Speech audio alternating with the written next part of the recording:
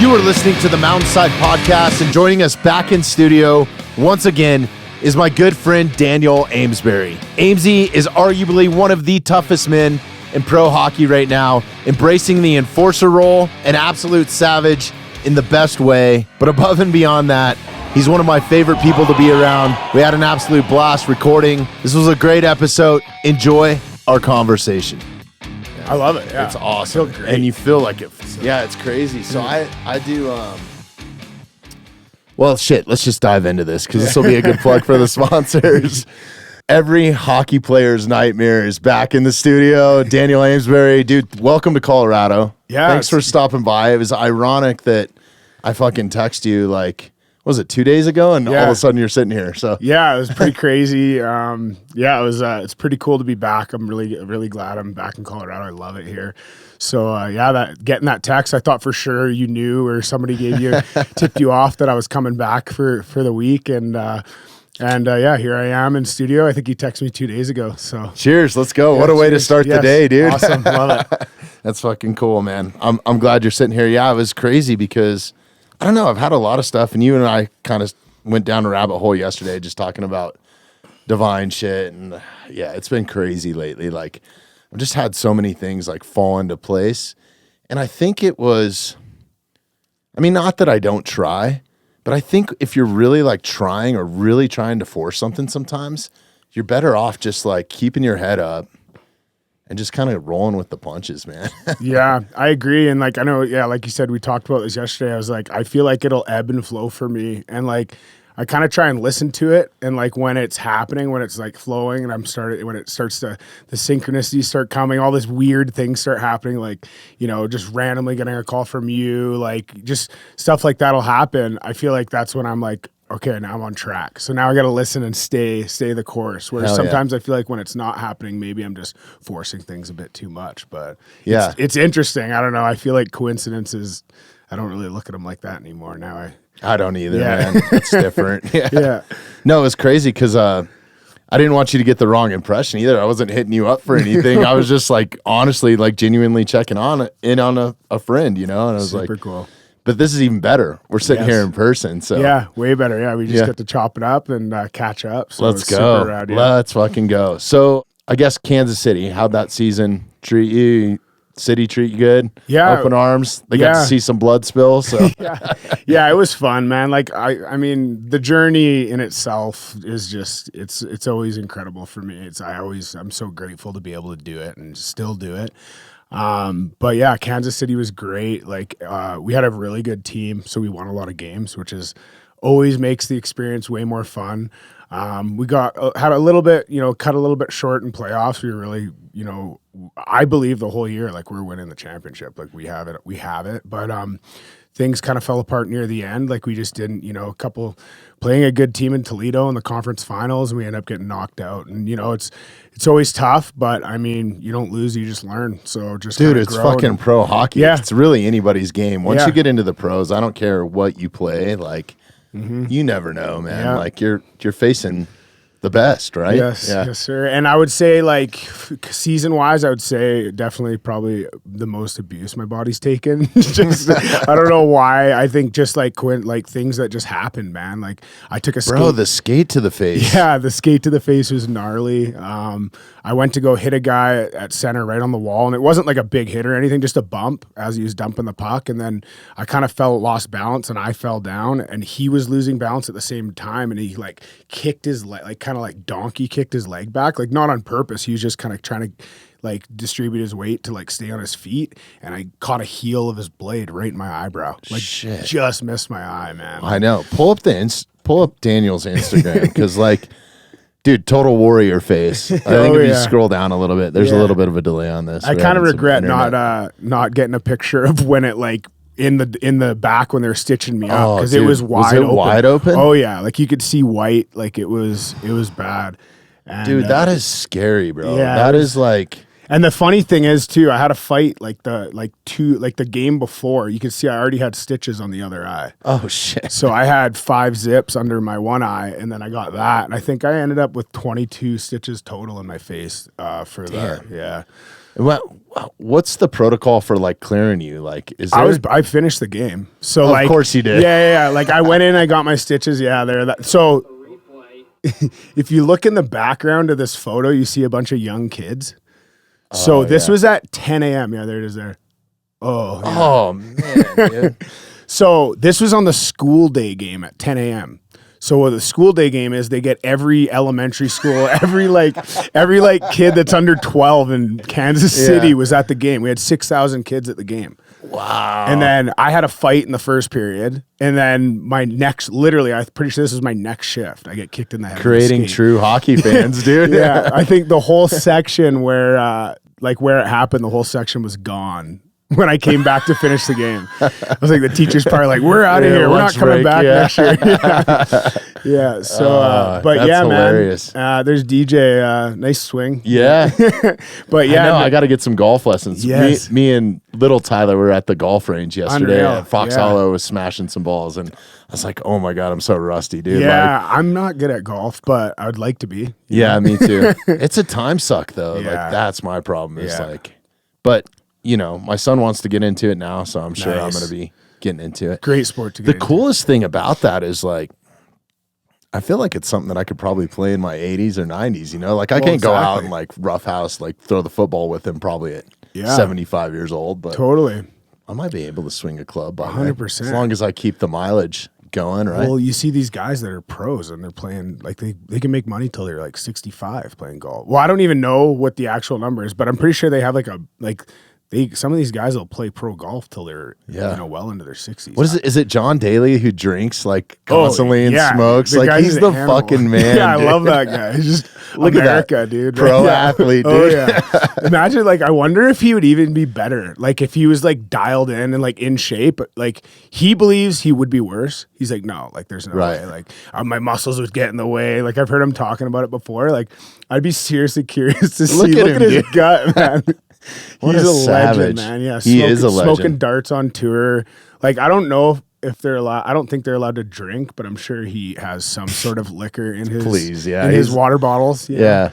Or soda, whatever he drinks. Well, he doesn't drink water, does he? He has a drink named after him. Does he? Yeah, it's the John Daly. So it's an honored Arnold Palmer with vodka. Look that up just to make sure, but I'm pretty sure. Yeah, like if you have a drink named after you, dude, that like bartenders recognize, you're a fucking badass. How many sodas do you think this guy drinks a day?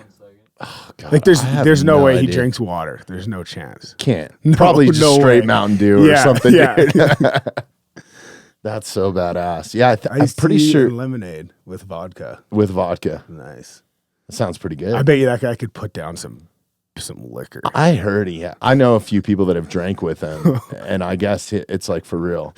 Dude, Derek Wolf, I think, went. Oh, yeah. Derek was telling me a story, or maybe I heard it on a podcast, but Derek went golfing with President Trump, Kid Rock, and John Daly, dude. I think was the lineup. That's dude. like one of those things you go on a podcast and you're like, all right, name 3 people you got to play a round of golf with. It's like, that's probably like, I mean, short of Jesus Christ being there, it doesn't get much better. Solid foursome right there. And to spend like half the day on the golf course with him, dude, that's crazy, right? That's the other cool thing. It's once in a lifetime. The other cool thing about golf is like business, networking. Like you can like really, just go for a round of golf with somebody and like you could be kind of, getting shit done while you're going. Getting shit done. You don't have to worry about catching a skate to the face. Yeah, well, that too, right? But yeah, it's a great, I know lots of business guys. It's great for networking. And like, you meet somebody, do some business, you go play a round of golf and talk. Biz. I don't know. That's not me for sure. Especially after I was laughing at myself, dude. Like, it's so hilarious, man. Yeah. Like, it was a good time yesterday. I'm not a finesse guy, so I feel like I should tap into it a little bit, but I won't be golfing this summer. That's for sure. Yeah, I just try to smash the ball and it just slices like no tomorrow. Yeah, if it hits the fairway though, it's a nice one. Yeah, my favorite game, and I'm probably teaching him the wrong way, is like the little cart that picks up the balls. Yeah, oh yeah. Just try to hit that thing, dude. You got it. You got to hit it. Yeah. You got to hit it. Hell yeah. Cool. Man, that's crazy though. So are you going back to Kansas City next year? Right? I haven't signed anything yet. Okay. But yeah, it's kind of still up in the air. That's the thing. That's what we're figuring out this summer, right? Yeah. In the league I'm in, right, it's like 1-year deals in the coast. So it's, it's not not ideal, but it's, Right. we'll see, man. I'd like to go back. We're going to be a good team. Or go again. up. Yeah. Or go up. Yeah. 100%. Let's go. Yeah. It's all about opportunities and stuff, right? Like I've Yeah. had good talks with my coach and stuff there, but it's, at the end of the day, like when opportunity comes, like I was in Fort Wayne last season. It's like Right. a great place to play. The fans there are amazing. Like they take such good care of you. And I left to go to Kansas City strictly because of an opportunity. And it wasn't like, I love Fort Wayne. It's one of my favorite places I've ever played, but when the opportunity came that Fort Wayne couldn't give me, I was like, you don't really have a choice, man. Like we're all trying to progress as an athlete. So when you get an opportunity to get seen at the next level, that's what you have to prioritize over like, everything else, man. That's incredible, man. That's cool. I'm glad I love watching you too, man. Like it's just, I know we talked about this the last time and I didn't really want this podcast to be all hockey, I get. I mean, it could be. I don't give a fuck, dude. Like, I want it to just be natural. Like, it's always the first podcast where like trying to figure somebody out, what's your background, all this sort of stuff. And this one is just like, chop it up, go wherever it goes. Yes. Don't be afraid to ask me some questions. Cool. So I always love these like second interactions. Nice, yeah. Because they're more of like a hang, right? Yeah. But yeah, dude, it's so badass watching you just because.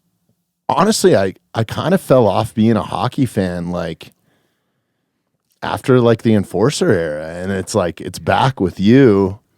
I love that, dude. Yeah. I love that whole era of hockey of Probert and Parksy and just all the badasses, like Goddard. I feel like the early 2000s were insane. It's the best. And then they worked so hard to like get rid of it for a while, right? Like I know. they were really like trying to stop it, and like they kept calling them stage fights, like fighting off the face off. Like we have a rule in our league, which I think is so stupid, and it's you can't fight it, but within 5 seconds of the puck dropping. Really? So guys literally, it's the exact same thing. Guys still line up. They're like, hey, because sometimes you're fighting to get your team going. So who cares when you're fighting? Like they call it a staged fight, but it's not. I'm asking a guy to fight so I can spark my team so we can go score a goal. Like, you know what I mean? So now the puck drops and you just sit there and stare at each other for 5 seconds. You both go 1, 2, 3, and you count to 5, and then you drop your gloves. So it's like even more dumb than it was, you know what I mean? At least just get it over with and move on and continue the game, right? So there's some silly things that they've done to try and like slow it down that has done absolutely nothing. Really? But I see right now there's a major resurgence coming. Like I feel like a lot of teams, especially in the minor leagues, are like NHL teams, AHL teams, ECHL teams, like there isn't enough tough guys to feed the need for it right now. Right. So there's a lot of jobs out there, like a lot of jobs out there for tough guys right now. And like the league I'm in right now, every team is looking. Like if they don't have a heavyweight, they're looking for one. And if you don't have one, you just get, kind of bullied out there. You get taken advantage of, and everybody knows that. And it's kind of cool to see. There's a lot of It's made me resurgence watch minor pro hockey. Is it minor pro? Minor pro, yeah. Yeah, minor pro hockey over like NHL, just Yeah. because I hope it comes back to the NHL a little bit too. Yeah, I mean, you're starting to see it here and there, but not Yeah, like it was in the 2000s. I don't know. Like, I would love to see it come back. It's more of like the fights that just kind of happen. Like, like there's not as much like guys just going out and doing it every night because that's their job. Like Right.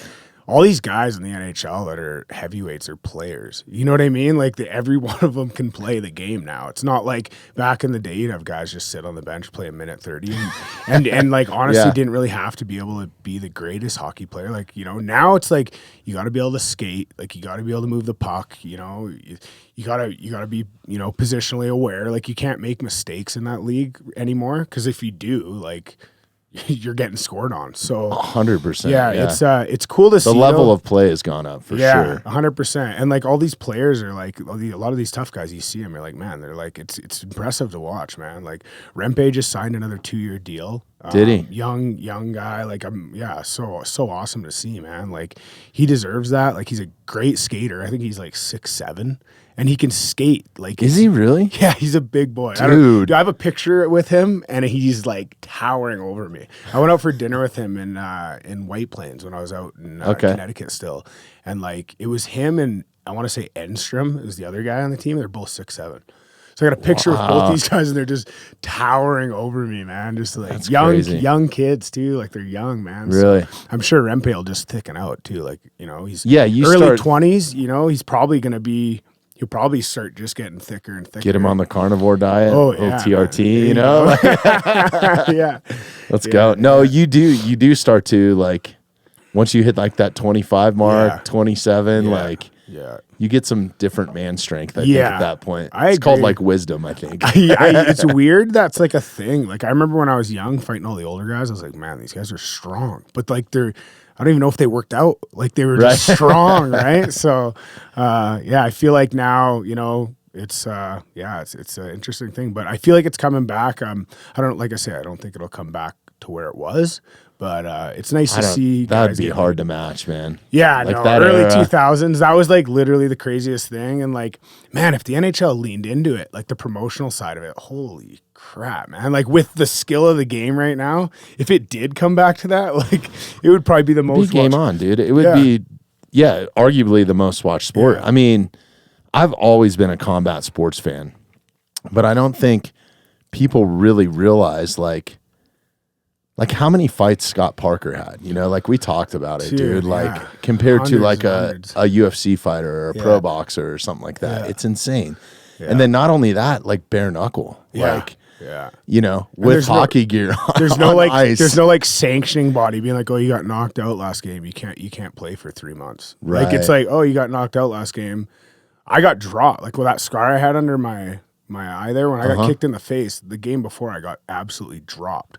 Like just rocked. Like it's Garrett Klotz, I would say arguably one of the toughest guys in pro hockey. Like I'm 0-2 against this guy. The first time I was 21. Thought about him for 10 years, and I'm like, I'm gonna get this guy back. I'm gonna get him, dude. And I was like, I had a chance. I'm like, let's go, man. And I'm like, in my head, I'm like, I should fight this guy smart. And what do? I just go put my chin down and just start going toe to toe. Yeah. And I was doing well, and then he just clipped me. I caught him with 4 above the eyebrows. If any of them would have been below the eyebrows, I think it would have been the other way. You know what I mean? It was like right on the forehead. the toughest part of your head. Yeah, man. And then he caught me right under the eye, just a good spot, and boom, I'm down. And then the next game, I'm in. You know, it's just how it is. Whereas if that happened if you got TKO'd or KO'd in a boxing match or MMA, you're you'd not have even to see a allowed to fight. doctor, Yeah, you're not yeah. even allowed to fight for like they'll give you like a 60-day ban or whatever they do, right? Like the sanctioning body will be like, okay, you get knocked out, it's like 60 days or 90 days you're not fighting, right? So, Right. So Yeah, it's just different, man. yeah, So to different. have, you know, I think my rookie season I had 43 fights and 39 games. Seriously? Yeah. So so like that's, you know, That's insane. two a week, 2, 3, 4 a weekend, or 2 or 3 or 4 a week, right? Wow. It's you know, Yeah. a light week for me would be 2 fights. That's So, crazy. Yeah, man. That's wild. Yeah, but it was On the because you guys practice so much and then you have what, 3 games a week probably or something 2 like or that? 3 games a week. Yeah. Yeah. Are you still hitting mitts or anything like that to So stay sharp? this or year how was do you- tough because my hands were so banged up, and obviously, like Well, that's the other thing. Fighting bare knuckle, like your hands are really take the brunt. Yeah, of it. like shadow boxing and stuff like that. It's kind of what I had to stick to, and that's what I'm doing right now. Like I got like I said, just got surgery on my wrist because it was like I banged it up in like end of January or like early February, and then I just was like, like, what do you do, man? Like I'm getting old. I don't want to miss games, and like, you know, it's like, okay, I'll play. We didn't even look at it. Like I got an X-ray, like, there's nothing broken in there. I'm like, all right. Let's Right. keep going. I knew there was something wrong though. I couldn't strap tighten my kids into their car seats. Like it was, which I knew once I Yeah. couldn't tighten my kids in a car seat. Like it's not that hard to do. Like, Right. Are you right-handed too? Right-handed, yeah. Oh, so that sucks. I had 4 fights since it happened, or 3 fights I think after the fact, 3 or 4 fights after the fact.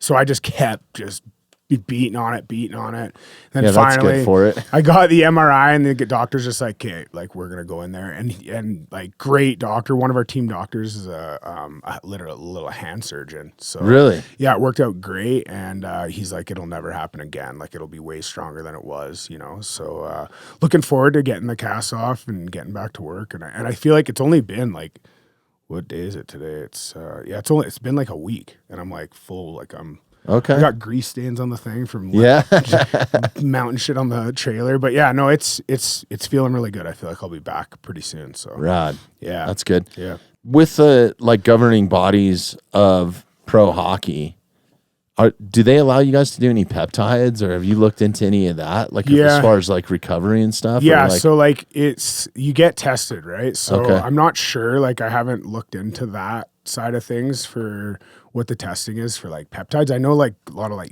MMA guys and stuff will use like BPC 157, TB 500 and stuff like that. I'm not sure if that is allowed or not.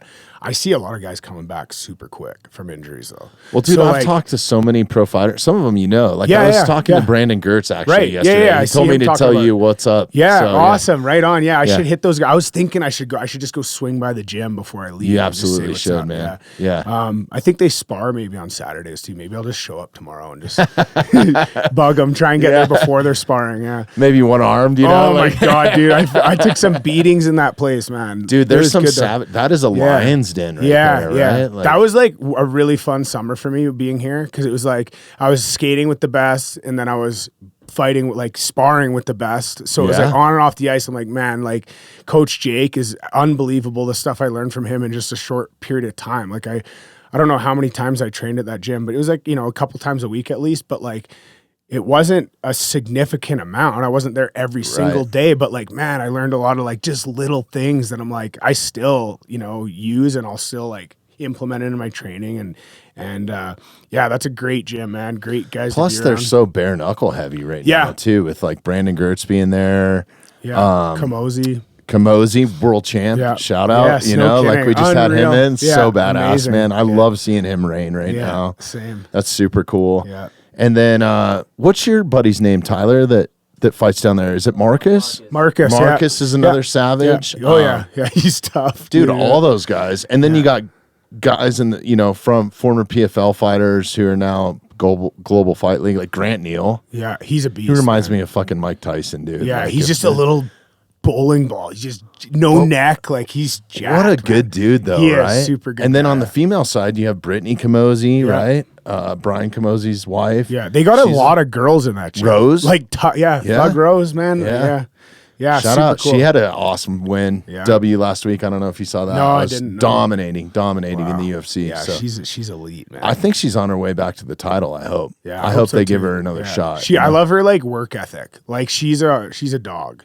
Yeah. Like you see it in the gym, but like you see it more in the gym when you're there, and like you're just kind of like paying attention. Like I try not to bother her, and like I don't even know if I've still like said hi to her and stuff, but like I try not to like people at the gym, like that's their work, right? So I'm trying not to be like, hey, how's it going? Can I get a picture and stuff like that? As much as I want to, because I'm like, man, she's a beast. Like man, and she works like she's a savage. Like no one else, yeah. So she's she deserves so fucking a title cool shot. too. Like what she does, I'm a big fan of her. I've never actually talked to her. I mean, we've gone back and forth a little bit, like DMs, mostly with Pat, her husband.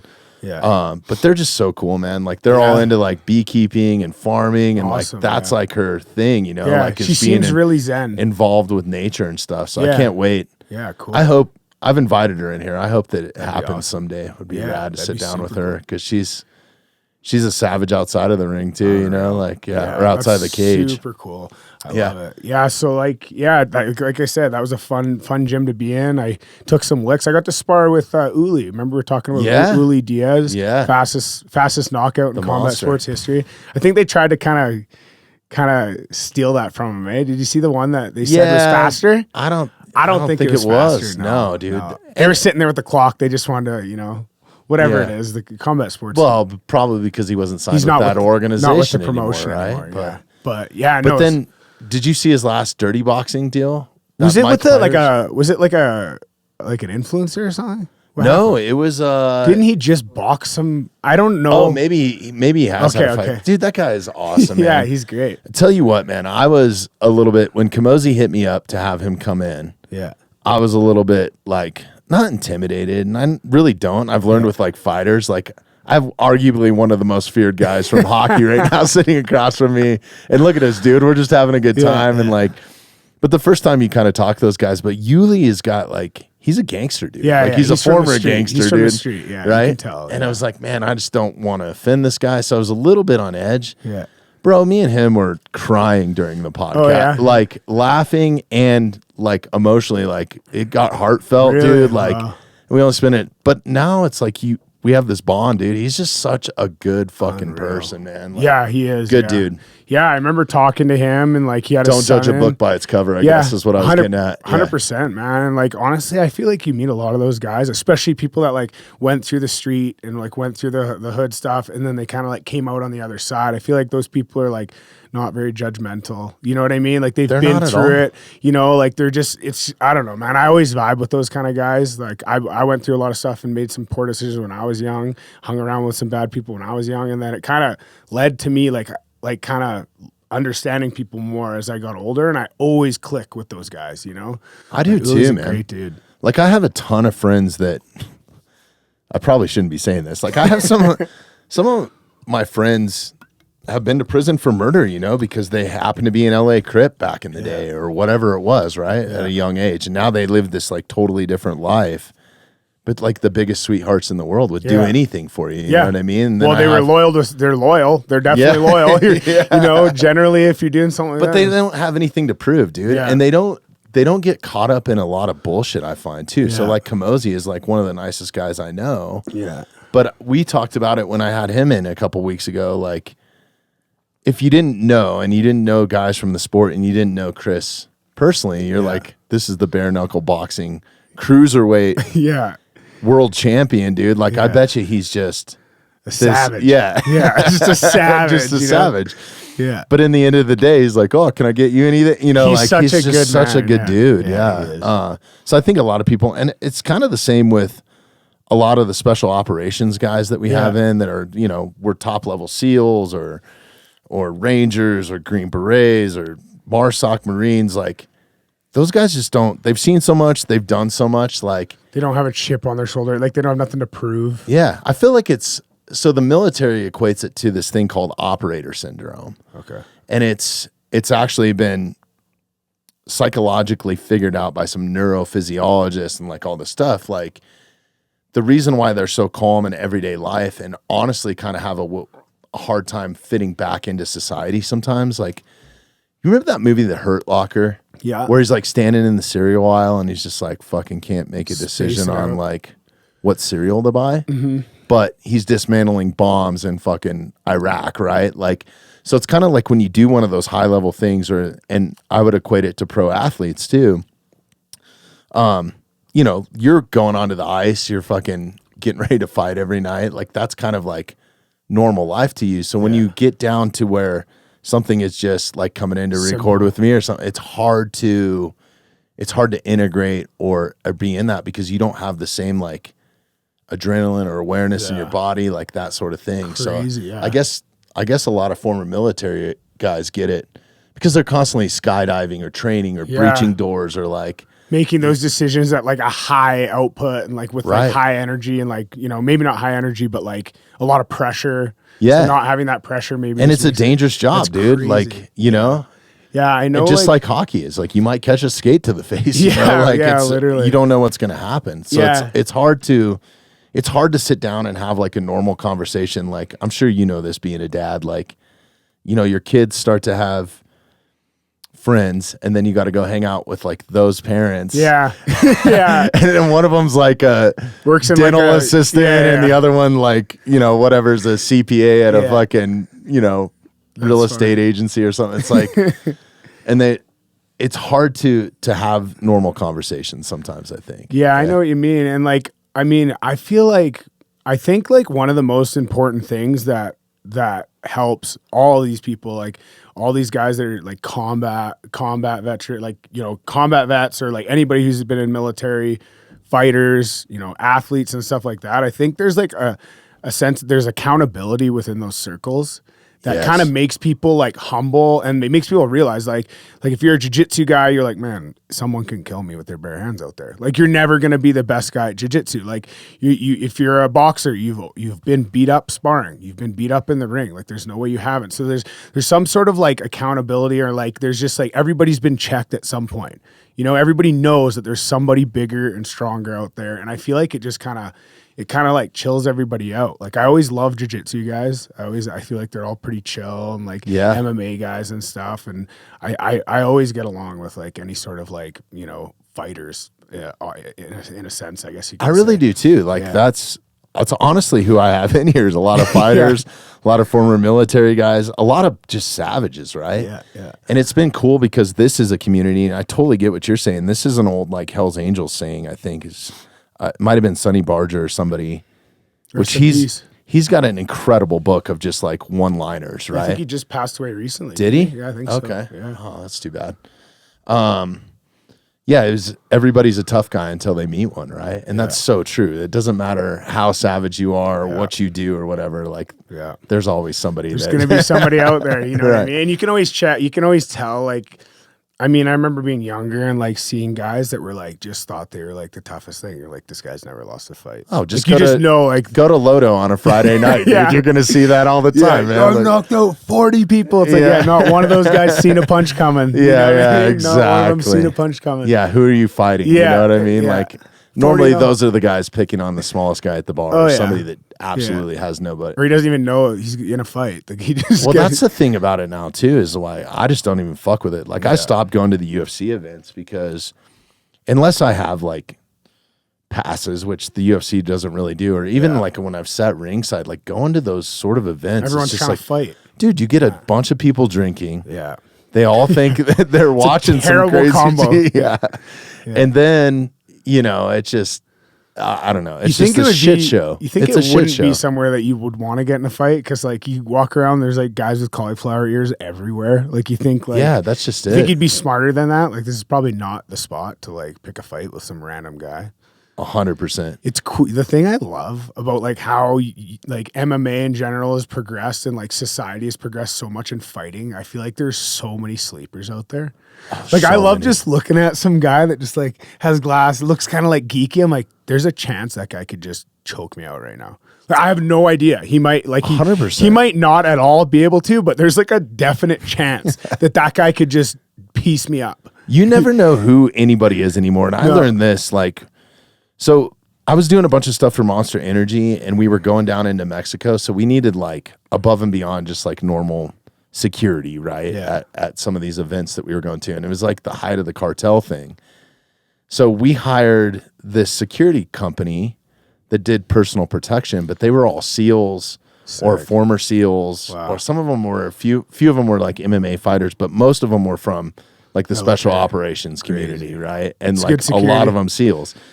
And we forged a ton of friendships, coolest guys ever.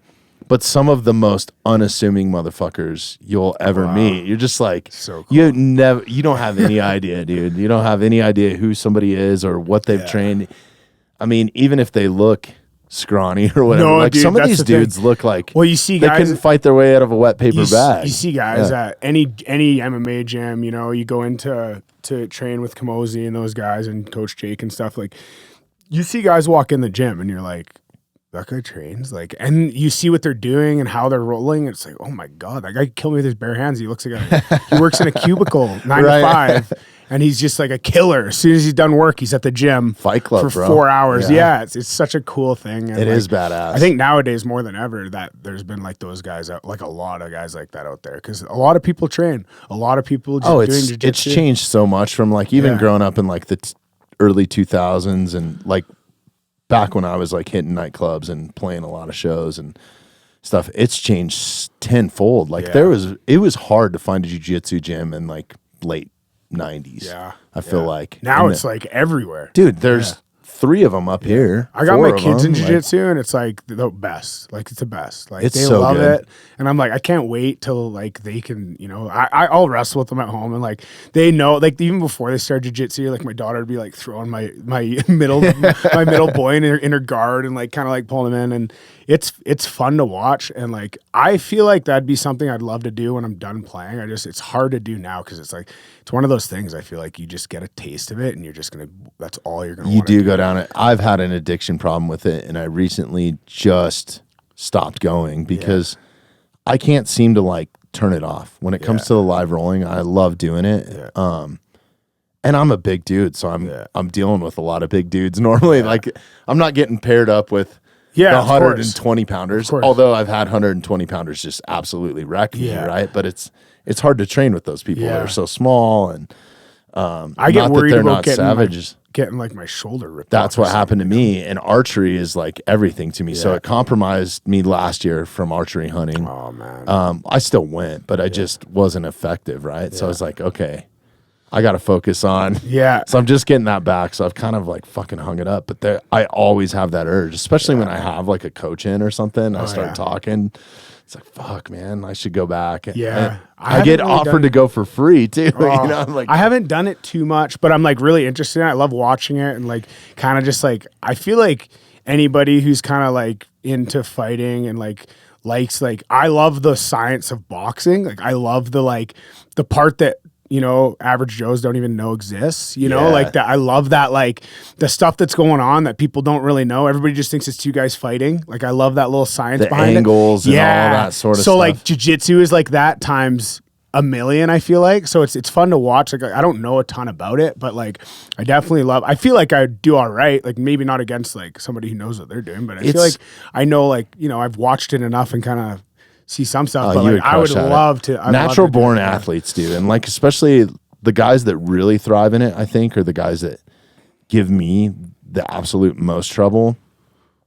And me even having a wrestling background are the guys that are wrestlers or like wrestle at a high level. Like if you get a college wrestler and then they start learning jiu-jitsu, dude, it's like they have that man strength, and then they start learning the technical side of it, and they learn all these little tricks along the way wrestling. Oh, it's badass, man. It's so cool because it's like it just builds community, man. Like you'll be in there, like my current doctor, my primary doctor right now is a guy that I trained with for like 2 years. So he's like choked me out multiple times, but he's also giving me like medical advice. You sure this is good for me? I just blacked out. But we're like homies, It's like when I make an appointment, like it ends up going like an hour long because we're chopping it up about not even what I went to go see him about, right? Or whatever. That's awesome. So yeah, shout out to Doc Castro. Right but yeah, it's cool. It's just crazy. It runs the gamut. Like, oh, I need an electrician. Yeah, there's one at the gym. Amazing, you know what I mean? Like, so that aspect of it's really cool. But then, dude, it's a chess match, because it's like, but then it's also like motor skill. So it's like that drilling and the rep. It's addictive as fuck. It's like a super creative. It's so addictive. So do you know Caleb Starnes? Yes. Yeah. So Caleb, he's like, I trained with him. I've known Caleb for, I don't know, over 10 years for sure, maybe 15 years. That's all right. Yeah. And I trained with him for my first Ice Wars event, and I felt like it was really helpful because he was like, he's an MMA guy, obviously super high level jiu-jitsu, wrestling, all that stuff. Like he's Greco-Roman, you name it. Strong as an ox, dude. Yeah. This guy is insane. Like you talk about a guy when they get a hold of you and like how you just immediately are like, oh, I'm fucked. Shit. No matter what, like it doesn't matter what you do. He's a big, strong human that knows what he's doing. But I felt like it was fun to train with him for my hockey fighting event because his creative mind was always working, and he was like, hey, what about this? Like, would this work? Let's try this. So we kind of like made new ways to train. We made I kind of learned some new moves. Like I got some greasy tricks up my sleeve for like some grappling stuff that I haven't even used because it's like you could definitely rip someone's finger off. Just like clenching and stuff. Oh yeah. Like if you had a guy in here, like there's ways to just get guys to get their fingers almost trapped in the jersey. Like if you got in a real bad situation, you need to get out of it. You can like really, you can mess a guy up. If he's got his hands in your jersey and you can get him twisted up the right way, he can't get his hands out. Like we started messing around. We started messing around with this stuff. He's like, hey, try this. And I'm like, oh my God, dude, if I did that in a hockey might fight. be good for you on that because like, especially in the gi, there's a bunch of like chokes and stuff that you do with like your actual gi. Yeah, yeah. Like I love like when I fight, like I love getting a grab on guys' jerseys like up like this. And actually Parks was the first person that showed me this, but grab it up here and then you grab it back here and then you twist it and you like literally are choking the guy with his jersey. Oh, the carotids. Parks is like got me. I remember the first time you can't swing very hard when you can't breathe, you're right? Choked out and you got a thumb down your throat and Parks is just hammering you. He's like, just like this, watch. He's like, Ames, watch this. I'm like 22, 20, or maybe I was like 23, 24 training with Parks. First time I ever met him. Really? And he's choking me out with my jersey with his thumb down my throat. And he's like, yeah, just like this, Ames. And I'm like, like I can't breathe, dude. Like, my God, dude. He is all man. Oh, he's a savage. I love that guy. Yeah. I love that guy. He's another guy that like when he gets his hands on you, you're like, okay. Like he knows what he's doing. Thank God I've never had that happen. He's a unit, but like you just feel his strength. Like as soon as he grabs you, you're like, oh my God, like this is a man. Yeah. Like I'm a man, but like this is a man, you know, like holy. So the first time I met him was in here, right? And like super honored to have him and stuff. And DJ was here. It was super cool. But it was the first time Scott and I had really hung out.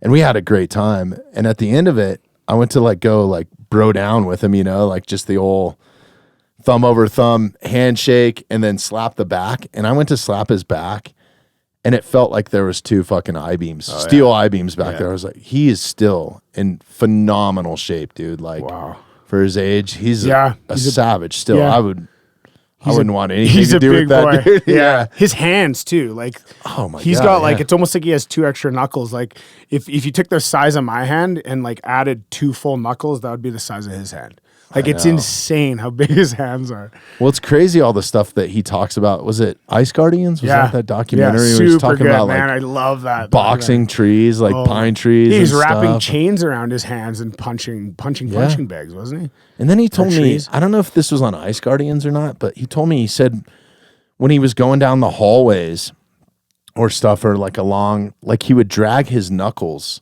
across concrete just to callus them. And that's just savagery. It's crazy. This is such a good documentary, man. Oh, yeah. I could watch this thing over and over again. Yeah. It's so good.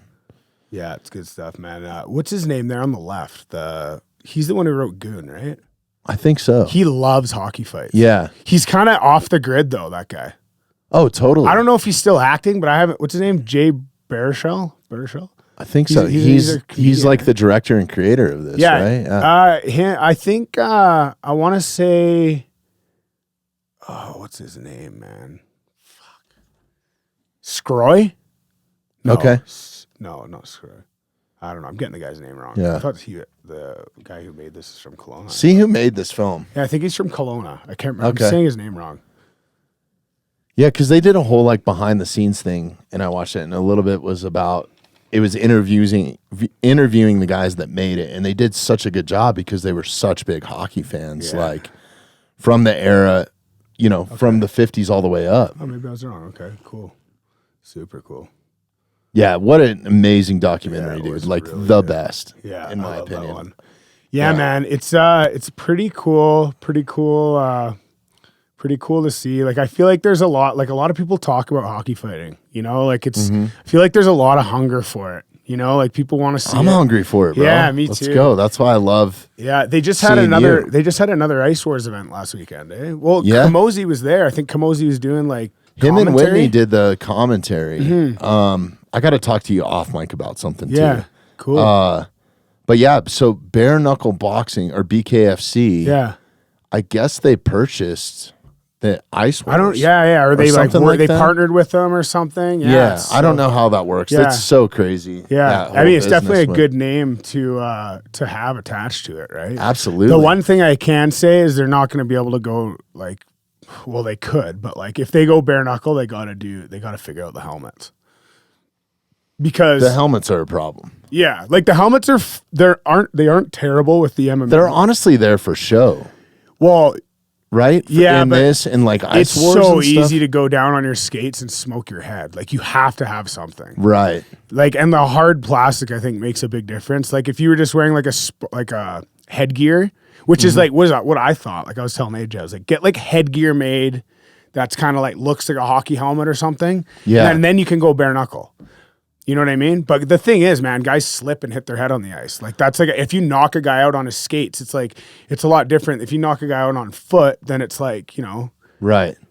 Yeah, they needed to up their game a little bit because the one that I went to in Wyoming, that one was rough. Because like the dashers were not true dashers, so like the guys were just crashing through the boards and stuff, that gets dangerous, right? Because now you're dealing with fucking wood and screws or whatever it was made out of. The first two that me and AJ were a part of were pretty good. They were you really were the first king of it, right? It was awesome, man. That was like, dude, I've had some really cool moments in my life, you know. Obviously, I have children. That's, you know, top of the list. But like winning Ice Wars. Like I've won championships in hockey. The very first one. Winning Ice Wars, the first one. And like I had 3 fights in one night. It was like the hardest night of my life. Like not even a question. Like, really? After the first fight, I just remember laying on a couch in between looking at my coach. My coach is Ken LaCusta. Ken LaCusta sparred 50 rounds against Mike Tyson. They used to fly him in to spar Tyson. He's like one of the best Canadian boxers all time. Yeah.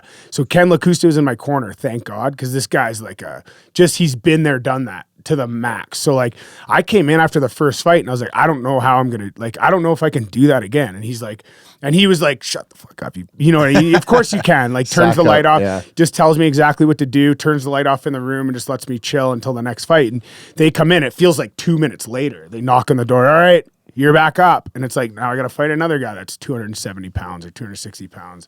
But I had a ton of my friends, like really close friends, lots of people I grew up with. But more importantly, like the beer league team that kind of got me back into hockey because I didn't touch the ice for like 5 years. I was just going through it. Like I couldn't even watch hockey, couldn't walk into a hockey rink, just like too emotional because it was like kind of just the way it ended. Because you had walked away from it. Yeah, just the way it ended, man. It was so hard, and like the adjustment to real life, like regular life and stuff. Like my identity was gone. Operator syndrome. Yeah, exactly. So my identity was gone, and like I know the Parkers helped me a lot through those times. Like I was in bad shape, and like Francesca and Scott and DJ, like, dude, true friends, man. Yeah, great people. They helped me a lot because they had seen it so much from military guys. They seen it with ex-NHL guys, like ex-enforcers. So they knew what I was going through. And so they talked me through a lot of it, but like I went through it for a lot of years. I remember walking into a junior game, like a junior hockey game. I was like, okay, I'm just going to go watch a game. I walk into the Giants game, get to the top of the stairs, and I'm like walking out. And like as soon as I see the ice, just like started crying. I'm like, I couldn't even do it. Just turned around and walked out. And that was like where I was at with hockey. So finally, like years later, I'm like, you know, still hadn't watched a hockey game, like hadn't, like none of that stuff. And then some of my buddies that I'd known for a long time, they had like a beer league team, and it wasn't like even Div 1, or maybe it was like, it was like Div 2. It wasn't even like the best. Like, come on, come out, like come have some beers in the room after. So I start like that. I go and I just come into the dressing room, have some beers. I'm like, man, this is fun. I forgot, you know. Just bring your gear next week. Just bring your gear. I'm like, no. Like next thing you know, I bring my gear one time. Okay. And then I'm like helping them. Like, come on, we need a guy. Like you can skate. Like we need you. So then I play a couple games. Like, all right, this isn't bad. And then I had one game with like my buddy that I played junior with and like a couple good players. We were playing on a line, recycling the puck. And I was just like, oh man, this is fun. And then so I kind of started to get the bug again, and I just started playing with these guys just for fun. And it's Prestige was our team name, Prestige Worldwide. Nice. And so my whole, like those guys are pretty much the reason I'm playing again today because they help. Yeah, so it's fucking cool. Almost the whole team flew out to Edmonton for that first event, and they're all like, you can watch when you watch it, you can see all these guys in white T-shirts that say Amesbury Fight Club on them. Really? Yeah, and like there's probably 20 or 30 guys, and they're with my dad. It's like my dad and like a bunch of rowdies. I had my family there, my kids were there. Kids were there. It was crazy, man. And like it was one of the craziest experiences because I was so confident going into that because just I was at the point where I was starting to learn the power of the mind and like the power of manifestation and the power of belief. And I started writing things down, and it wasn't even a question that was going to happen to me. Like I was so synced up in the universe at that point. And so like you were manifesting that you were going to win it? Yeah. Like it was already done, man. And like, it was basically, it was put in the work. And you get if you work harder, like the universe rewards the guy who works the hardest. Like that's kind of like how I was like functioning. And like, of course, if I'm the hardest working and I believe I'm winning, like that, it wasn't even a question. I was winning that, even though I was like the underdog, like I was the smallest guy.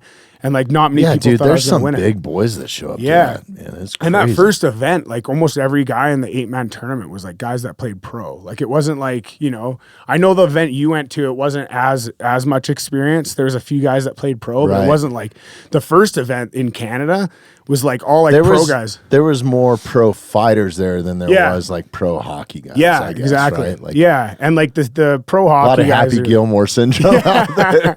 Probably couldn't skate, and you saw it too. Yeah. But I feel like, I honestly probably came off as arrogant a little bit that weekend because I was just like, I've already won. Like that's how I showed up, and I just believed it. And like, if anybody asked, I just said it. And like, I guess probably people on the outside of my circle might have thought I was kind of a little bit arrogant. If I think back now, and like even when after I got the mic, and I was like, I won this weeks ago.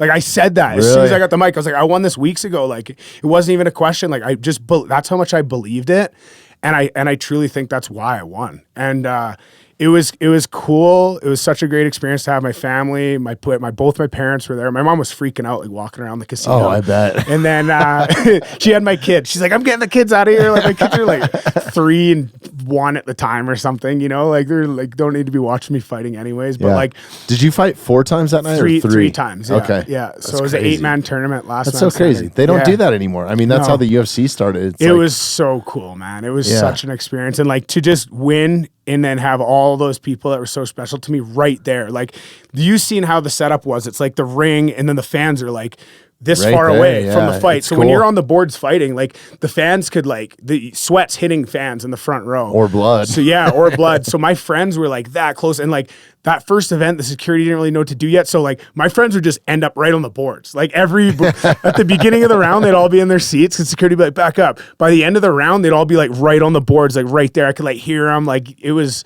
such a cool experience, and to win that, and like to see a lot of them supported me through it, sponsors and stuff like that. And like, just like the belief that they had for me, and like and they also seen me go through the mud in my tough times where I was like struggling with addiction and just like super lost, having a real tough time.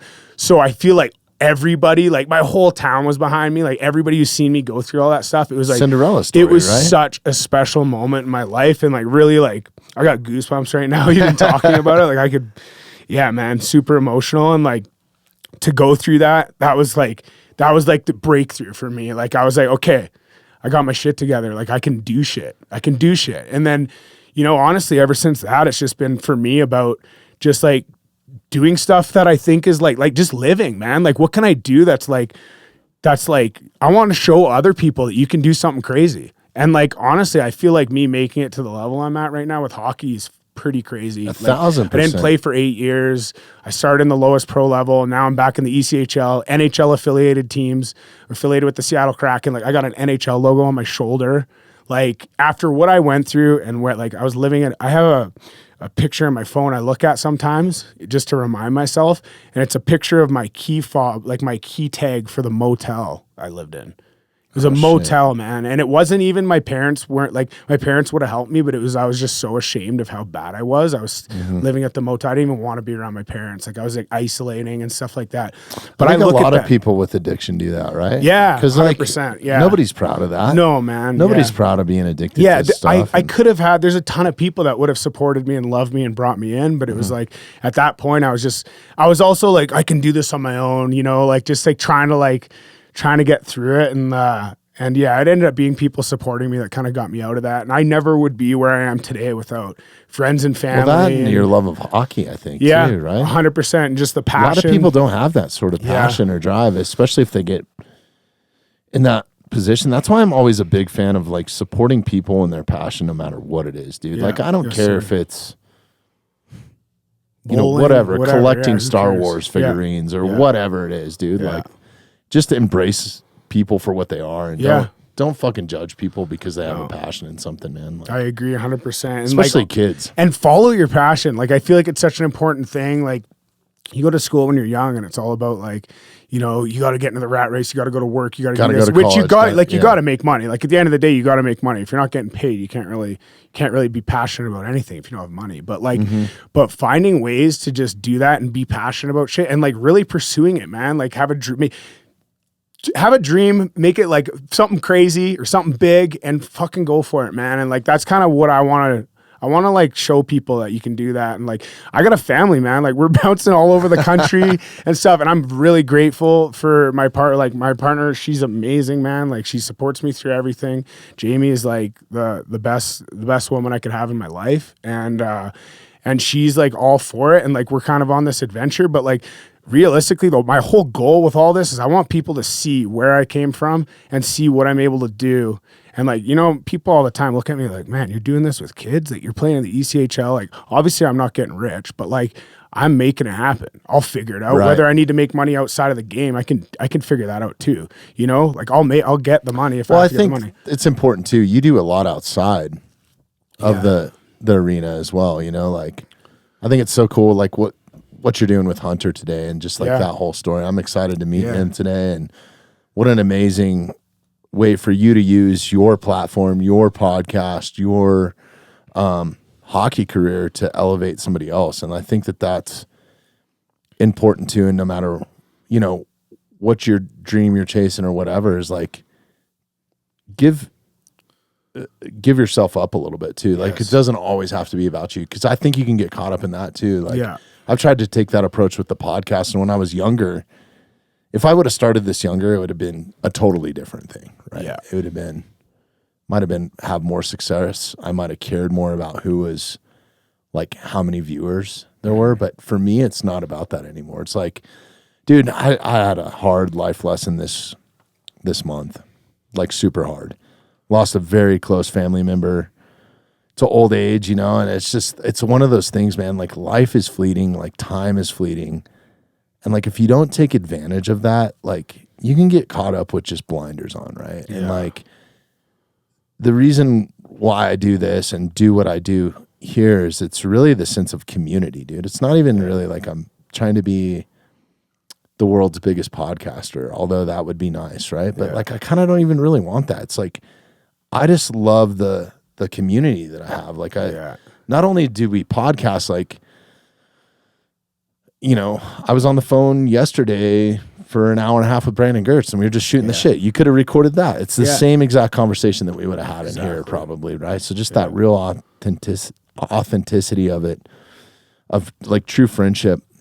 But I love doing it in here because there's just no distractions, you know? Like I really enjoy these moments, like sitting down. I genuinely enjoy them, but like I don't think people get that very often. So I think it's like, it's good to know your neighbors. It's good to know your friends like that. It's good to take time to be around people and build community. And I guess that's kind of what I've really tried to build here more than like a podcast or a platform, is more of like a community where it almost sounds like a cult or something stupid, but it's not. But like the mountainside is a community. So it's like I've had friends be able to help friends. Like whether like I have some friends that might want to get into Ice Wars at some point or something. And I'll be like, dude, well, I've had, you know, Diamond Hands on. Like he's one of the champs, you know, like talk to him. He'd probably be glad to help you out, or like whatever, right? Like it's that sort of community. And like we've helped so many people get into bow hunting, or they want to do this, or help veteran communities, nonprofits, like just all kinds of different stuff. Right? Yeah. So I think that it's important to do that. And you definitely do it, dude. Yeah. I think that's like super awesome. And like, I mean, I think the Parkers do a good job of doing the same thing. 100%. Right? Like just building a family. Like, I don't know how many people I've met through the Parkers. Like every person I've came to see. Bro, they're like the Hells Angels, man. Literally. They're just so connected and just like, but genuinely good people. But also the thing I love about them is they only surround themselves with good people. Like if they've vetted them, or if somebody's a piece of shit, like they're not going to be in their circle. And you'll know. You're dead to them. You'll know. 100%, man. And like, I love that. There's accountability within the Parkers. You know what I mean? Like if you step out of line, you're going to know. Like and every single person I met through them, which is a lot. You know, I was just in Pueblo for a couple days visiting Nick, and like I met him through the Parkers, you know, like, and I have relationships. You wouldn't be sitting here if it wasn't for DJ and Francesca and Scott. Yeah. You know? So it's like, it's so cool, man. And like, I meet people not just in the US, even I've like connected with people in Canada through them. And they're always just trying to help people. And I feel like that I learned a lot from them too. Like when I did finally get on my feet, I'm in this journey now. Like, I just want to give back. Like I didn't like, there was a award that ECHL did this year for like, it's kind of like a Man of the Year award. And like, I didn't get it. There's a lot of amazing men in our league that do a lot of community stuff, but I got honorable mention on it. Like I was one of the people they considered. And like that to me was like, man, like that's it's so special. cool. One of the most feared guys in the league. Yeah. Or in the pros. Well, there right? was, Like, I wasn't the only tough guy on that list. Really? That's badass. And I think last year, the guy who won it, pretty sure it's Chaz Redicott. Like I fought him last year. He's a heavyweight.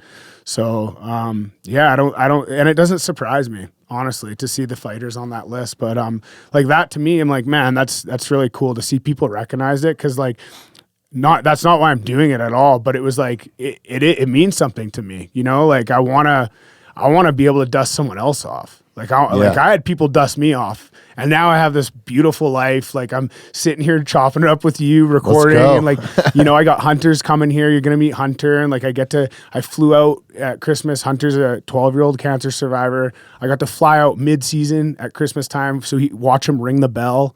Like, man, stuff like that. Incredible. You know, like that. And you know, like I said, man, I'm making ECHL money with, you know, a pretty decent sized family. Like, it's not like I'm getting rich, but I don't mind. Like, whatever that costs, I'm doing it. Like, I'm going to do it, because that to me is what this is about. And like, if I can just help one person, if I could just dust one person off to the point they could recover and get to the point where I'm at now, where I'm like, you know, living good, legit. It's not living. always about money though. No. Dude. Like, I think it's more about like showing just generosity and human kindness, right? Yes, like, I think that's the biggest thing, man. Because like, money doesn't really fix anything. No. You can hand somebody a wad of money and it'll help. Yeah. Like, we all love money, right? Of course, like they're fun coupons, right? Yeah. Like some people call it, or I think Rogan calls them fun coupons, which I get it, dude. Like, yeah, I don't want to be rich. I'd like to have 20 or 30 million dollars, but I don't want to be like rich. Yeah. You know? Yeah.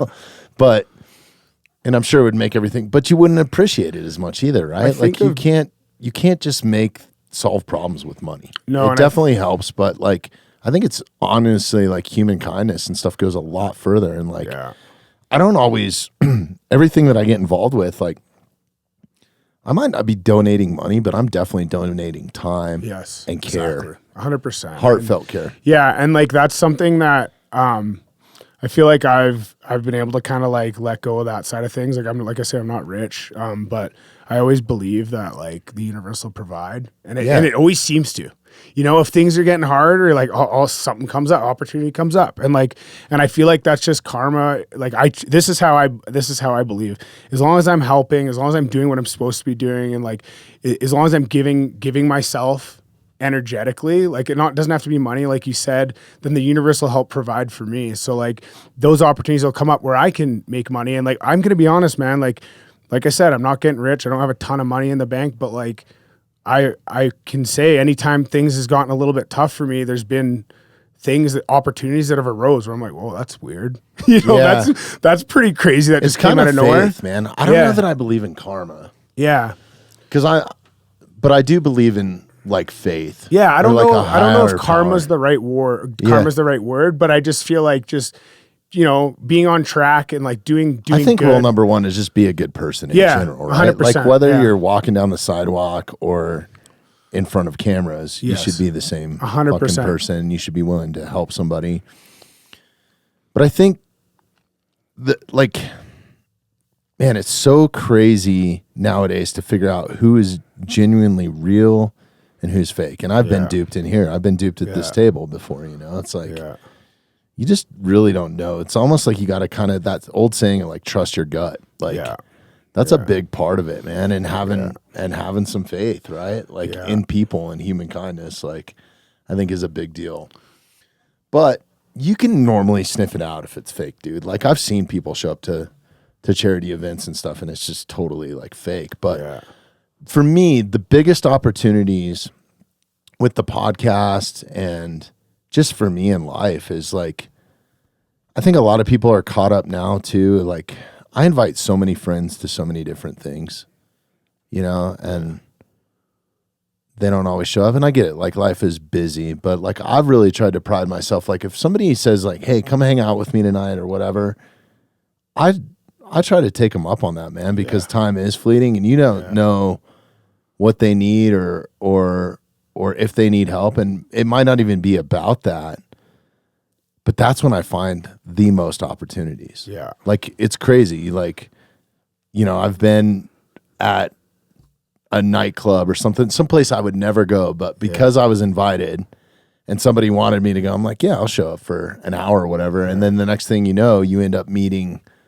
somebody that can help you in this portion of your life. It's insane, right? Like those, like I think jumping on those opportunities, and I think people in general now, there's so much, like who doesn't like to sit on at home in their Barca lounger and watch the newest thing on Netflix, or of course, just chill, go down the Instagram rabbit hole and scroll and look at hockey fights and butts and small people and motorcycle crashes and whatever your algorithm feeds you, right? Like, but I think it's so easy to get caught up and just be comfortable and not have to go out and be in that uncomfortable situation. But I've really, like, in the past few years, like, I'm not going to be a hermit. I'm going to go out. Like, I was just in Nashville a couple weeks ago on work, and I got invited to all these crazy, like, I was like, okay, I'm not going to Broadway. I did go to Broadway one night, but I was like, I'm not going to have a drink. I'm just going to listen to music and just go tip bands, dude, because a lot of people don't tip those bands. Yeah, they're just listening. And the music is fucking incredible, man. It's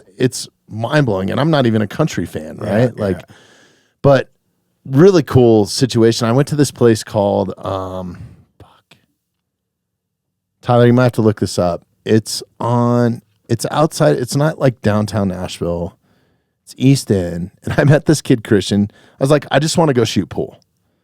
Nice. So I found this place called Melrose, I think. Look up Melrose, Nashville. Dude, it's like this 1950s bar. It's like a basement bar. It has like sick. 6 tables. Fucking incredible spot. And it was pretty packed, man. It was look up Melrose Billiards or something, Nashville. So anyways, I was down there and I wasn't even drinking, man. Just like hanging out. Yeah, that's the spot. Sick. Incredible spot. Looks like a booze can. Yeah. After hours or something. Yeah, it's super cool. And was just sitting there and it was busy, right? So like I was there by myself. Like I love going out by myself for this very reason.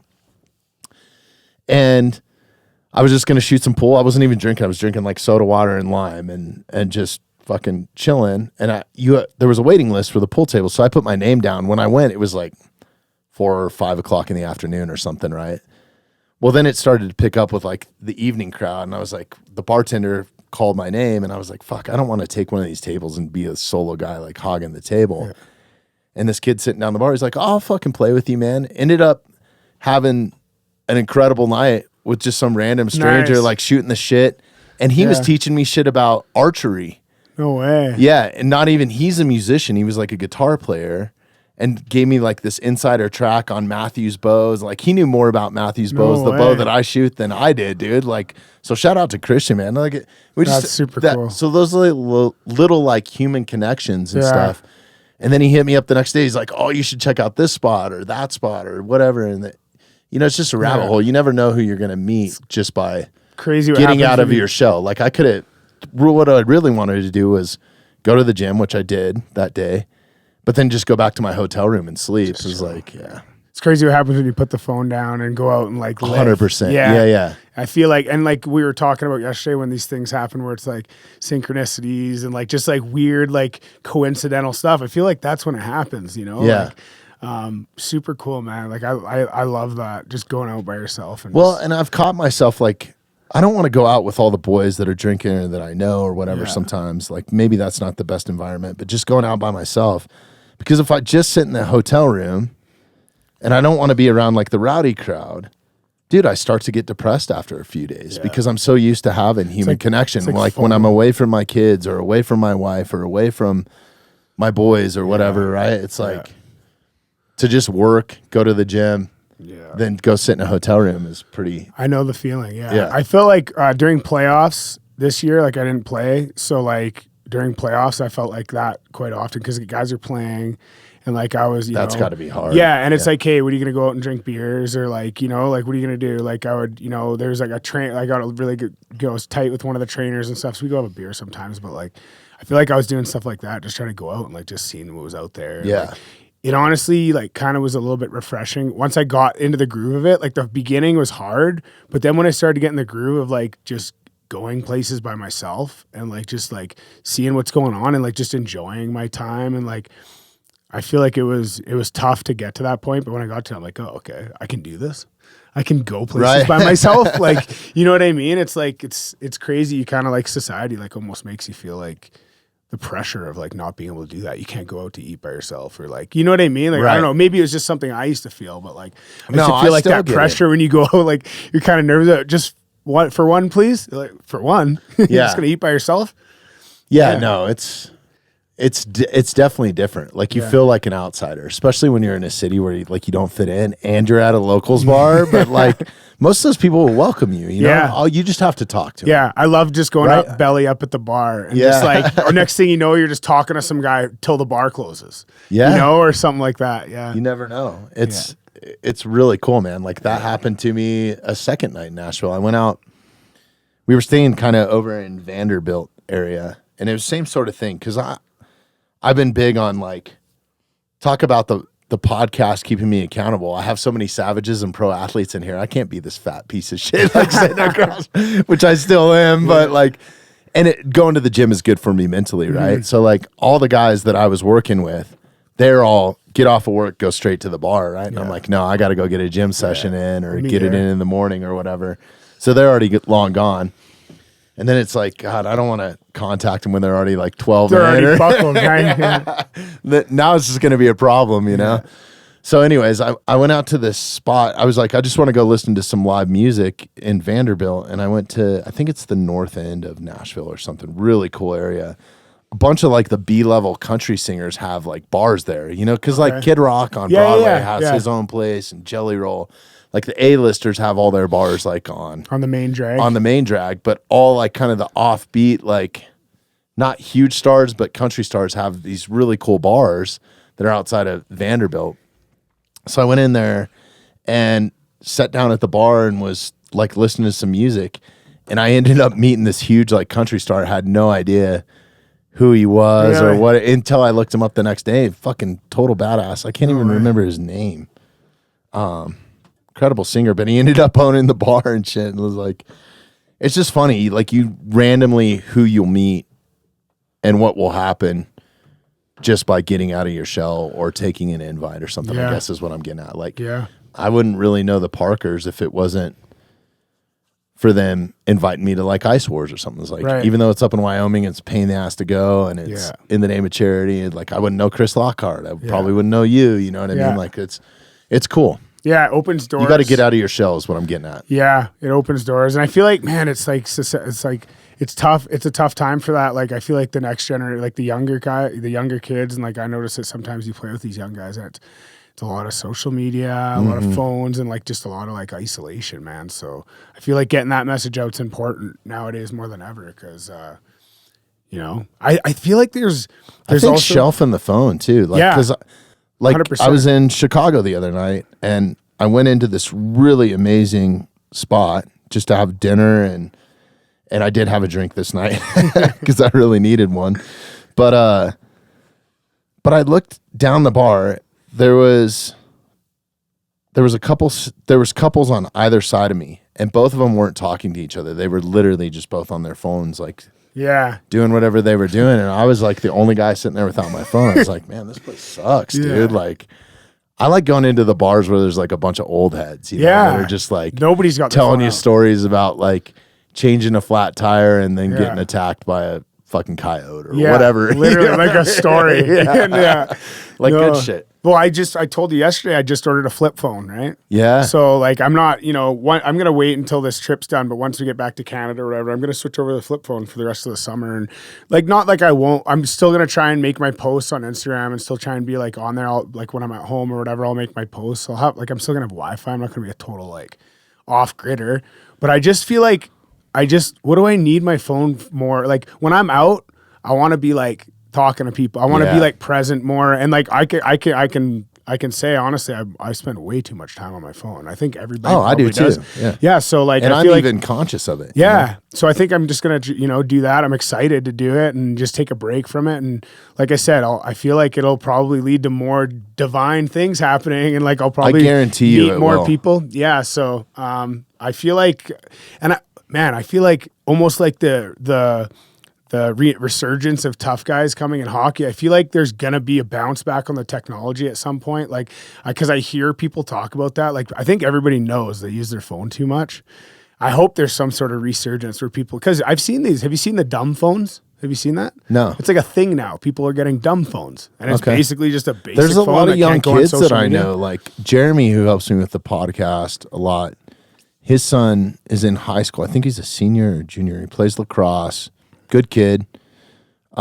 He just got a dumb phone or something like that. Yeah, just something that's just basic. He's like, I don't want to be on social media. That's like, awesome, could man. care less about I love having an it. Instagram account. So it's That's kind of like amazing, the cool thing to do, which is not that's awesome. a That's what bad thing. I feel like that might happen. It's just like when something comes so hard and so fast, I feel like sometimes it'll go the other way, right? So Yeah. I'd love to see that. Like, I'm gonna try it out myself, and I feel like it'll be a nice break to kind of just just get away from that. And it's like I said, not like I'm not going to have Instagram. I'm still going to have to make my posts and be on there. And, You're right. I'll still take pictures and stuff like that. But yeah, I feel like it'll be nice to. Well, I was kind of telling you my philosophy. Like, I use it for business, right? Like, we get a lot of views, a lot of traction. A lot of people know what's going on with the podcast because they follow our Instagram page, right? So I have to be on there.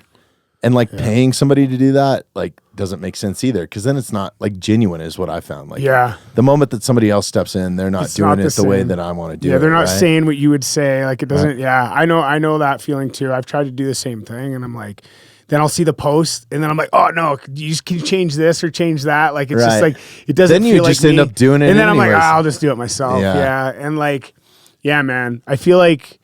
I always wonder, like, you ever see like these Trump tweets and like you see people on Twitter? I'm like, how, like Elon, like, how does that guy? There's no way. Okay, we got to Does that guy look make his something own up real posts? quick too. Probably not. No way, right? Yeah, like, how does he have time to do that? I would imagine, like, if I had that much money, I'd be like, I'd hire a couple comedic writers. Yes. Dude, and be Like, like a whole team. Like, like the South Park, when they make it a South Park episode about around a like, round give me table. Shane Gillis and whoever, like people that you like that fit your sense of humor. Like, and like people but I that wonder that understand with you. Trump too, because like, I don't know if this is true. Look up his tweet from yesterday. I swear to God, I think he tweeted, "Whoever drops the first bomb is gay." No way. I saw that. It was either a meme. Trump. Yeah, Donald Trump. Oh Donald my J. Trump God. tweets. Dude, the Whoever drops the AI first stuff bomb. too is crazy. Oh, AI dude, is crazy. We were watching the one of you as a baby. Yeah. Talking about a hockey. So I seen everybody posting this, right? Like these baby videos. And I'm like, okay, I got to figure out how to do this. And I thought it would just be one app. You know what I mean? Like, I thought it would just be easy peasy one app. No, man. Like, I needed to use like 3 different AI programs. I had to like use ChatGPT to make me into a baby, and then I had to take that picture and put it into another one, and then I had to add the audio. So like, it wasn't that hard. Like, people if you can figure it out, but it turned out pretty good. I'm like, this is fucking hilarious. awesome, dude. Yeah. And then I was like, man, I kind of want to start a page of hockey enforcers or just fighters telling fight stories as babies. Dude, I feel like that would be a hilarious page. We use AI for the podcast for some certain stuff, for like YouTube stuff, right? So like to clip your videos and stuff, maybe? to chapter them. Cool. So they bring you up in like different search engines and all that sort of stuff. Cool. Is Hunter here? Yeah, we need to stop for a minute. Yeah, maybe. Just okay. Yeah. Let's take a quick pause. We'll come back. Okay, perfect. And then we'll wrap this up. Okay, perfect. If you're not checking out the Mountainside Podcast on YouTube, you absolutely should be. If you like the content that we create here and you want to help support the podcast, please take a moment, subscribe to us on YouTube, and hit that notification bell. Oh, they were at the bait shack? Yeah. Well, he just messaged me. He said, outside the bait shack. That's a rough crowd in there. That's a good. That's where you could hear that changing the tires story. Shout out to the bait shack. Yeah. Yeah, no, we use AI. Sorry, we're back, folks. Yeah. We just had to say hi to somebody real quick. Yeah, I use AI here for like certain things, but I was very anti it. Mm-hmm. And you know what got me the other day was the podcast that we just dropped last week. My buddy Jansen told us this Sasquatch story. Like he had a real encounter with Sasquatch things, dude. Like crazy. It's pretty wild. I would love to hear. You got to send me that episode. Yeah, I will. It's crazy. We're gonna make a clip of it too. Nice. So, and Jansen it's somebody that I personally know, and he's not bullshitting me. You know what I mean? Like, so he's telling you what he's seen. Yeah. And this is a guy that's a backcountry bow hunter, right? Like spends Crazy. So anyways, I've been sending him like one thing that comes up on my feed, and it's probably because your phone sits here and listens. So we talked about Sasquatch for like a half an hour, 45 minutes, right? So all of a sudden the next day on my Instagram, when I went on there, there's all these AI things of like videos? Sasquatch like vloggers. No way. And they're hilarious, That's dude. They're hilarious. so good. And I don't want to click on them because I don't want them in the algorithm. Now your whole Because algorithm. it's a time suck, dude. Yeah. But they're so hilarious. It's like Yetis and Sasquatch talking about their life. You That's know hilarious. what I mean? Just Like, regular Joe Sasquatch. And they all have a Canadian accent, most of them, you know, so it's kind of funny, man. That's It's like, yeah, hilarious. we're out here drinking beer, boys, and like, it's good. I love it, man. Yeah, AI is funny. Like you see, you can't tell, man. Like I'll put it into like I use Grok as like the AI assistant. Oh, yeah. That I use, like the one that Elon made or whatever. So I use it for everything, dude. Which like I resisted it, and then I'm like, okay, I'm just gonna learn how to use it now. Like for my, I told you I'm on like a 3-week road trip with my family right now. We got a truck and trailer, and we're driving. Started in Kansas City. Here's our first stop. We did Pueblo. Now we're in Denver. Then we're going to Vegas. I'm honored, dude. Thanks for being here. Yeah, dude, it's awesome. We're doing Vegas for a wedding, our friend's wedding. Oh, nice. And then we're going straight to like the coast, LA. We're gonna try camp in like Malibu, which is gonna be sick. Bro. And then we're camping all the way along the west coast, all the way back to Vancouver. I got to give you some spots. You guys, while you're there, you got to check out Point Doom. Okay, perfect. Yeah. Awesome. I'll show you a little that's video. amazing. I had the best time there the other day. I've been using AI to plan my trip. So I'm like, hey, I'm going from Kansas City to Denver. I don't want to drive more than 6 hours. I want to be at every campsite before 3 p.m. I got young kids, family, and a 30-foot trailer. What is the best spot? And it just like boof, spits out like all the campsites that are kid friendly, like all this stuff. Really? And then I'm like, okay, maybe I want one that's only 4 hours. And then I literally plan my whole trip, and not like it's every leg I'm redoing, like, you know what I mean? I have a rough guess of kind of where I am, so I know like my distances, but every leg's kind of getting adjusted, obviously, as maybe my kids can do an 8-hour drive today instead of a 4-hour or whatever, just depending on how the days go.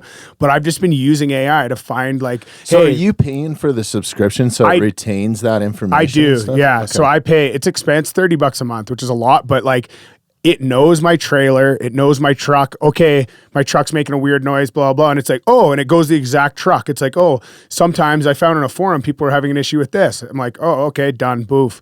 Trailer, Really? yeah. So now it knows everything about like my trip. It knows what I'm driving. It knows what I'm hauling. It knows my family, which it's kind of, it's kind of creepy, but I'm sure they know the information's on my phone anyways. Yeah. So like, so yeah, man, it's made my trip quite a bit easier, and like it's definitely taken a little weight off my shoulders in that way, and like having like a pretty good idea of like, hey, this is the 3 campsites that are, one of them's 4 hours away, one of them's 5 hours away, one of them's 6 hours away. So let's see how the drive goes, and if it's going well, we'll do the 6-hour one. If it's not, so it's been. I got to get a little bit more on It's board, cool, man. because we just had this kid Ryan McGuire in. He's like born and raised here in Colorado.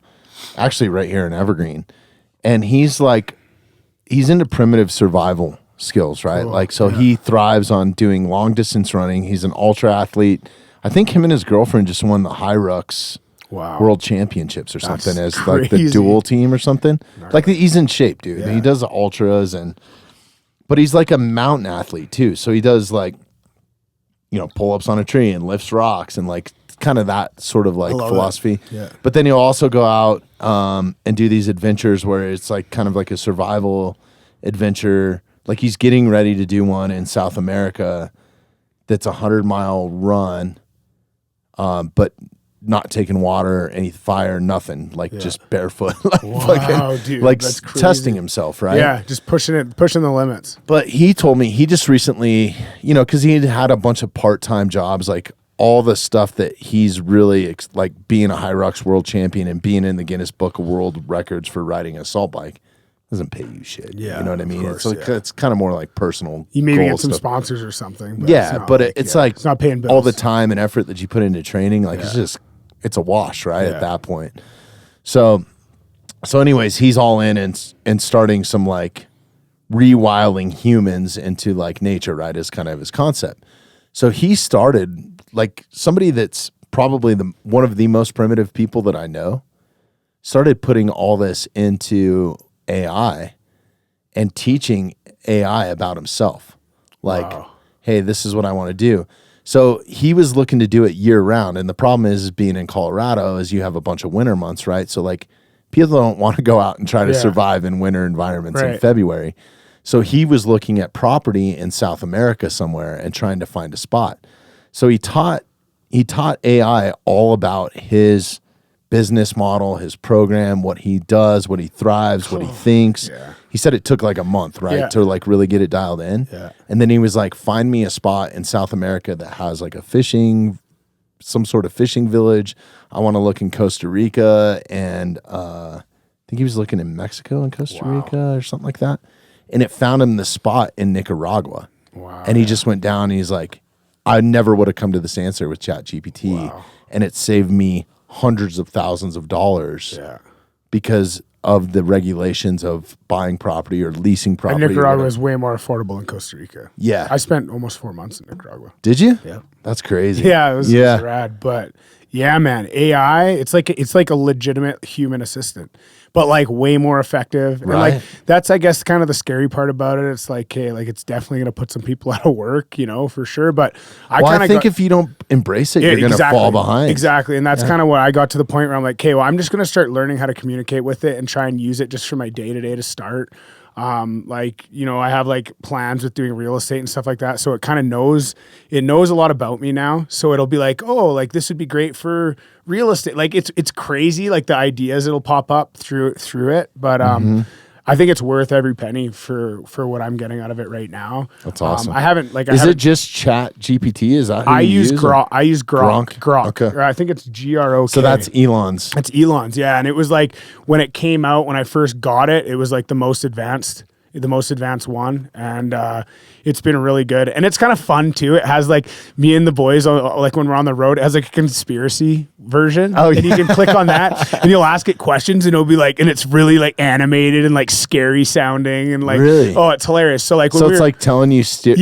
You know, you could ask it like a crazy conspiracy. Like you could ask it like, hey, tell me about Sasquatch, and it'll be like, oh, Sasquatch. Oh, I know about Sasquatch. You know, and it'll start telling you some crazy stuff or whatever, right? So can you dub it as like one of the Canadian locker room boys? Like, can you get it like prime it, to do like a hockey accent, and slang and stuff? You can like prompt it to talk certain ways. You can prompt it to think certain ways also.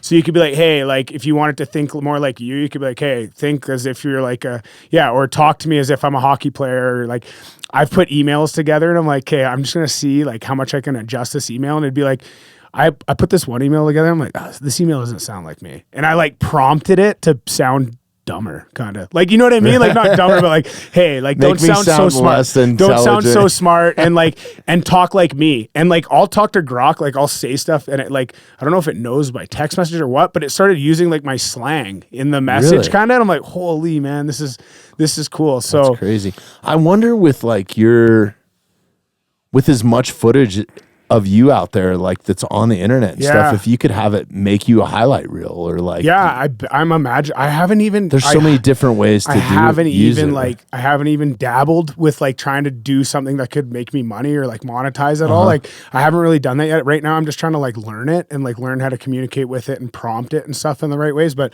dude, there's a lot of courses you can do, and like I could see myself maybe trying to do in a course at some point just to learn.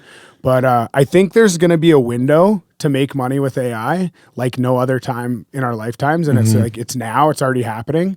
And I think at a certain point, once everybody starts to figure out, the window's going to get like the advantage is going to go away. Do you know what I mean? Oh, 100%. So like that's kind of why I started to learn about it. I'm like, man, I'd love to like get good at this and like learn how to use it, and then potentially maybe I could take advantage of it, you know, have it help me monetize some things. There's people that are taking stock market advice from it. Dude, my whole stock portfolio is AI. Really? I use like have you had success with it? So yeah. Really? Yeah. I think it's up 15% in the last like that's couple months. crazy. Yeah. And it's all like Like you can literally follow whoever you want. Like I had like a little bit of money in like the Pelosi tracker. Have you ever seen that? No. So every trade Nancy Pelosi makes, my phone automatically makes. Yeah, dude, that's fucking smart. Yeah, bro. dude. Yeah, because that's insider trading. Yeah, basically. you can do. We probably shouldn't say that publicly. You can do Jimmy Buffett. You can pick anybody. You can literally pick anybody. You can do portfolios. They have like AI portfolios specifically. So you just look up who has the most successful portfolio. Yeah. Nancy Pelosi. So there's an app called Autopilot. That's the app that I use. It's all AI. So I go into Autopilot, and like a lot of times I'm not just using that, but you can see everybody's portfolios. Dude, you want to know what's crazy? One thing that I heard, and I was listening to my buddy Justin actually told me this. So it's like third party, but he listens to like, this dude's a fucking genius, dude, and super into like space and stars, but he's also like a fucking rocker, dude. Like he plays drums. Sick. Like he was I believe he was a lighting designer for Tool at one point, and like super smart guy, right? Yeah. Like, but one of the best people on earth. He's been on the podcast twice. Unreal. Total homie of mine. And I see him at least 3 or 4 times a year just because I love him, Justin, that much. Shout out to Justin Freeman. Check out Justin T. Freeman music. Is fucking incredible, dude. He's a genius. But anyways, he was telling me he listens to like a hackers podcast or something like that. Oh yeah, okay. And there's people now that are taking, like, because of COVID, there was all these remote jobs, right? Yeah. For like HR positions and stuff. Yeah. But they're just having AI do all the work. Yeah. So they're taking like 4 incomes, Right. making $500,000 they're a not year, doing anything. and they're not doing anything. They're just but managing prompting. AI. Yeah. It's unreal, dude. I'm like, dude, I'm doing it all wrong. Yeah. So like, I wonder where is going to be the loophole. Yeah, that's Justin there. Nice. Yeah. So I feel like being where's able going to be like the fucking loophole? So those people are now taking advantage of AI before the companies have learned, right? Like once the company realizes that this guy's doing that, they're like, wait, why are we hiring this guy to take 4 jobs? 1,000%. Right? So like, I feel like there's this small window right now where you can do that kind of stuff. And like I said, I'm not, at all trying to go that route just yet, but I want to learn how to use it because I know like it's just going to be one of those things that we're all going to eventually be using. And It's like crazy. Yeah, it's fucking gnarly times, man. It's gnarly times. It's so insane to me. Technology's moving so fast. I feel so old, dude. Yeah, I feel man. so old. I feel like a dinosaur right How now. long before we're literally like floating cars? Like how long before there's people like ripping cars in the air? Like not a car, obviously, but Yeah, like, whatever I you'd don't call know, it, man. like a personal. Like I'm pretty Like a sure I've seen PJ like drone? an autonomous little like private plane or like helicopter/helicopter. Or like, fuck all that. Like, let's get to beam me up, Scotty. Yeah, Like, I want to literally. be in Orlando. Yes, beam, just to teleport. You know? Like that, I feel like we can't be like. Is that within 100 years? It's got to be. The There's way gotta be. technology's moving. Right? Well, I think the moment that they can cross over, which they already kind of have with like cloning and stuff, the moment that they can cross that over sentiently, yeah, like humans are obsolete, bro. yeah, Like, man. It's crazy. Like, oh, times. Brad Pitt died making this movie? No problem. Just We'll print replace him. another one. Yeah, dude. why would you? What's the worry? You Right? you need him to keep. And that's acting. the whole like conspiracy theory now with like already some happening. of our presidents and Yeah. like some of that sort I've of seen stuff that. and the Yeah. last administration and like Yeah. even movie stars, dude. Like, how's Yeah. Tom Cruise still doing what he's doing? Well, think about how much money know what I mean? think about how much money the whole industry loses if Tom Cruise dies. Let's say, Or Brad For instance. Pitt, dude. Or Brad Pitt. It's Yeah. like it's way cheaper to make a new one. I'm sure. Dude, how? That's yeah. crazy. It's crazy It's to kinda think wild. that that's probably potentially could be happening or Right. or will be at some point. Yeah, I don't know. It's a wild world, man. That's why I thrive on nature Yes. and this human connection. Yeah. No, this is awesome. And like I love like even on your podcast, man, like the network and the community that you're building, man, like what a cool community. It's just fighters, hunters, like Dude, my goal is bushmen. to like throw a big party some point. Oh, yeah. Like do a summer I'll be one there. and like a Christmas one. Yes.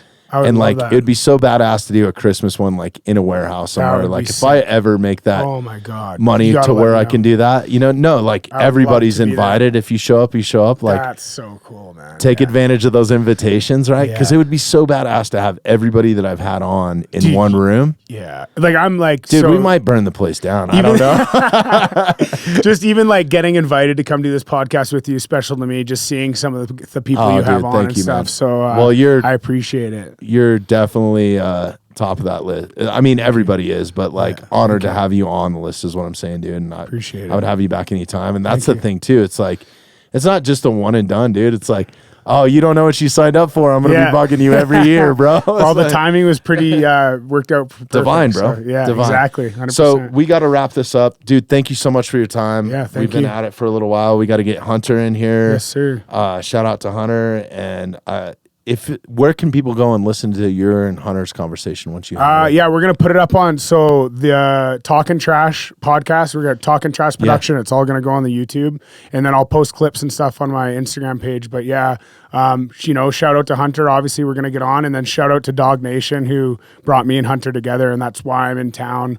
They got a charity hockey tournament happening that you're playing in this afternoon. I wish I was playing in it. I can't obviously because of my hand, but I'll be there and I'll be doing some commentary and stuff for the games. So, badass! Shout out to Dog Nation and Marty and all those guys. They do some really cool stuff. Awesome! So. Thanks for making the time to fit us in the schedule, dude. That's super rad. Yeah, and it's Ames number 2 Bury. Bury on IG. Definitely give him a follow. Follow out. Is it D-Bag Trashers or Trashers? DB Trashers is the Instagram, yeah. DB Trashers. YouTube, yeah. Awesome podcast, dude. I love listening to you. Yeah. Anthony, right? Galante. Yeah. Anthony, he's a cool dude. We've gone back and forth too. So yeah, shout out to him. And AJ's a good dude. Great podcast. Yeah, great story too. If you haven't seen the Netflix doc on the Trashers, Untold Crime and Penalties, it was in the first one of the first Untolds actually, and it's all about his dad bought him a pro hockey team when he was 17, and he got a career-ending hockey injury. His dad bought him. His dad's like the real Tony Soprano. Bought him a pro hockey team, and he was the president and GM at 17 years old.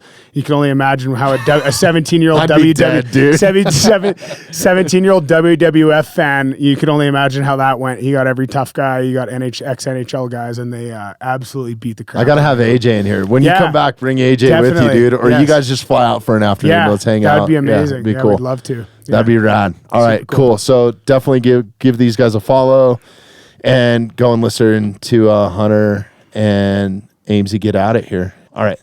Thanks, everybody, for listening. Tyler, take us away. Thank you. Thanks for listening to the Mountainside Podcast. If you haven't had a chance to do this already, please take a moment, follow, like, subscribe, or rate on whatever platform you catch the Mountainside Podcast at. If you'd like some more information on upcoming episodes, safety tips, access to all of our affiliates, and all the badass discounts that we get here at the Mountainside Podcast, check out themountainsidepodcast.com.